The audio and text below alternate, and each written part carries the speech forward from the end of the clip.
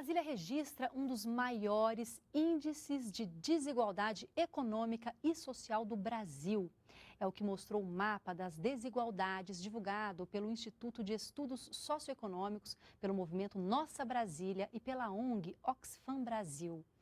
Para falar sobre o assunto, convidamos Diarley Viana, que é integrante do movimento Nossa Brasília. Boa tarde, muito obrigada pela participação aqui com a gente.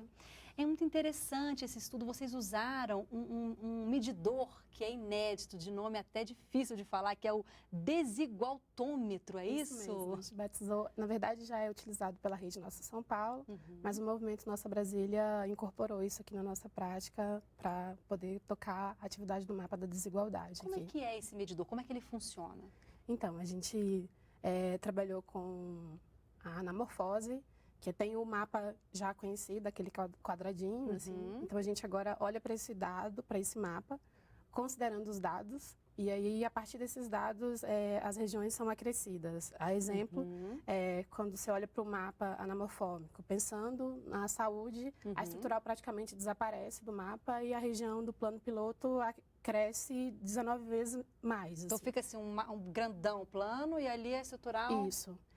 Você olha para o mapa, calcula a partir da densidade da população e, no caso, o acesso de direitos que essa população consegue ter garantido. Assim. O que vocês pretendem com esse mapa, com esse estudo? Foi a primeira vez que ele foi feito no DF, né? Bom, que a gente tem registro, sim.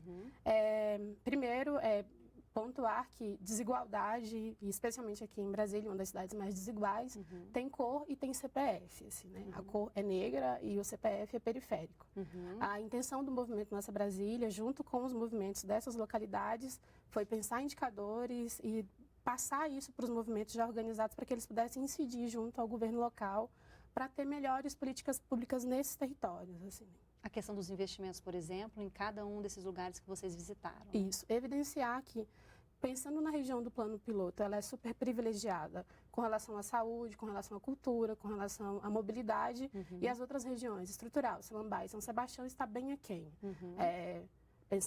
Com relação à cultura, São Sebastião, aliás, Samambaia, fica 12, o plano piloto tem 12 vezes mais meios, pontos culturais, cinemas, teatro, do que com relação a Samambaia.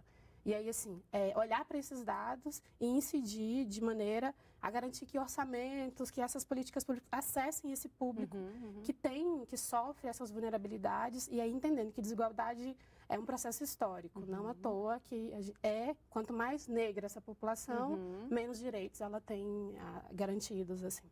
Entendi. Agora vocês trabalharam basicamente assim com 3 regiões, ou trabalharam com mais, mas deram prioridade a 3 regiões? Como é que foi isso? Nós trabalhamos nesse início, nossa primeira experiência, com 3 territórios, a cidade da Estrutural, a Samambaia e São Sebastião, porque são pessoas que já dialogam com o movimento Nossa Brasília. E aí coletamos esses dados, a NUPIDAD, a CODEPLAN, IBGE, e comparamos com a região administrativa do plano piloto.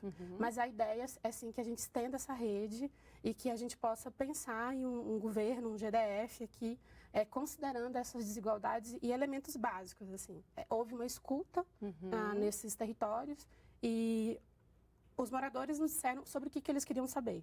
Não por acaso foi saúde, educação, mobilidade, transporte, trabalho e renda. Eles queriam saber por que isso não chega sobre lá. esses aspectos, né? Isso. Agora, vocês já tiveram contato com movimentos sociais, movimentos populares, entregaram esse mapa, já ouviram o que eles acharam disso? Como é que foi? E sim, no dia 3, nós fizemos o lançamento do mapa.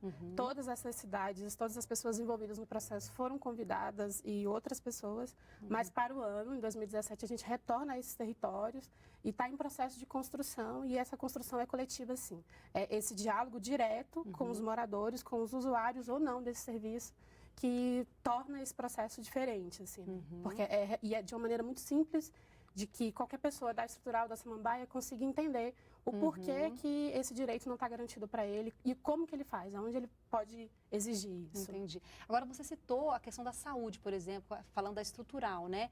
O que mais, assim, alarmou vocês em relação aos resultados quando a gente fala de saúde? Então, no caso da Estrutural, é uma das cidades, um número muito grande de crianças e mulheres. tem apenas um posto, 2 postos, assim, e não quer dizer que tenha médicos e que tenha enfermeiras e usuários desse serviço. Com relação ao plano, o maior número de hospitais estão por aqui, mas as pessoas têm um acesso maior ao plano de saúde. Chega a ser uma contradição. Os hospitais estão aqui, mas as pessoas acessam outro serviço. Então, quem é da estrutural tem que se locomover para cá. Né? E aí, assim, foram considerando esses dados que a gente chegou a essa conclusão de que, com relação à saúde, o plano tem 19 vezes mais espaços do que a estrutural. A população é 19 vezes mais assistida. Em relação à educação, o que foi constatado? Com relação à educação, isso varia de território. No caso da estrutural, a ausência de escolas e os estudantes de lá precisam se locomover para o Guará ou para o Cruzeiro para estudar. Samambaia, idem. Apesar de ter um metroviário, mas ele divide a cidade e não tem passarela. Então, quando você fala em educação, você precisa pensar também a mobilidade e esse espaço físico nesse território. Como são cidades que não foram planejadas como plano, esses espaços para garantir essas políticas não foram garantidos. E se percebe que também não há um esforço para que isso aconteça, né? A desigualdade de hoje, ela é resultado do não investimento de anos atrás. E não investir hoje é garantir que ela continue crescendo. E esse estudo, ele revela alguma coisa em relação à segurança no Distrito Federal? Sim.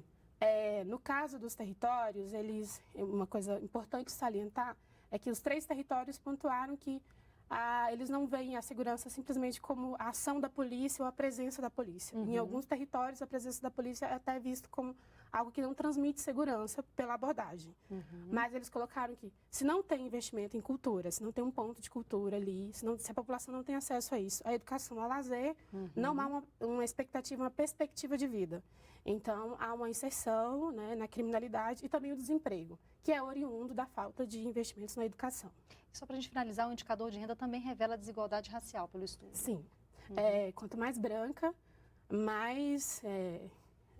maior essa população, mais renda ela vai ter. Assim, é bem chocante. A estrutural é uma das cidades que a renda per capita é menor do que um salário mínimo. Assim, né? Aí a gente sabe, estrutural, o aterro, o lixão está lá. Então, de novo, né? Desigualdade tem cor e tem CEP. Tá certo. Vou deixar o site, que é o movimento nossabrasilia.org.br, para quem quiser mais informações sobre isso. Agradeço muito a participação com a gente. Muito obrigada.